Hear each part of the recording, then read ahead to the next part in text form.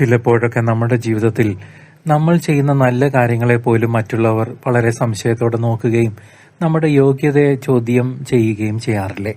ഈ നിരാശയിലും ദൈവത്തിന്റെ അധികാരം നമ്മെ കാത്തു സൂക്ഷിക്കുന്നു എന്ന വലിയ പ്രത്യാശയാണ് ഇന്നത്തെ സുവിശേഷ ഭാഗം നമുക്ക് നൽകുന്നത്. മാർക്കോസിന്റെ സുവിശേഷം 11-ാം അധ്യായം 27 മുതൽ 33 വരെയുള്ള വാക്യങ്ങളിൽ കർത്താവായ യേശു ദേവാലയത്തിൽ പഠിപ്പിച്ചുകൊണ്ടിരിക്കുമ്പോൾ പ്രധാന പുരോഹിതരും നിയമജ്ഞരും വന്ന് അവിടുത്തെ അധികാരത്തെ ചോദ്യം ചെയ്യുന്നതായി നമ്മൾ വായിച്ചു കാണുന്നു.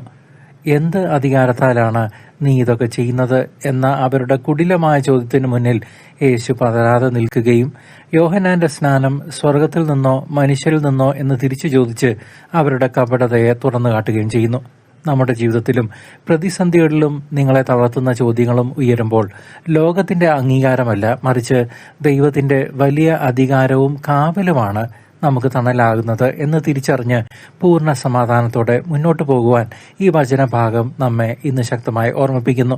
നമ്മുടെ കഴിവുകളെയും ആത്മാർത്ഥതയെയും മനുഷ്യർ വിലയിരുത്താൻ വരുമ്പോൾ ഭയപ്പെടാതെ ദൈവത്തിൽ മാത്രം ആശ്രയിക്കാൻ ഈ തിരുവചന ഭാഗം നമ്മെ പഠിപ്പിക്കുന്നു. അവിടുത്തെ സ്നേഹവും അധികാരവും നമ്മുടെ ജീവിതത്തിൽ വെളിച്ചമായി നിറയുമ്പോൾ ലോകത്തിന്റെ ഒരു കുറ്റപ്പെടുത്തലിനും നമ്മെ തകർക്കാൻ സാധിക്കുകയില്ല.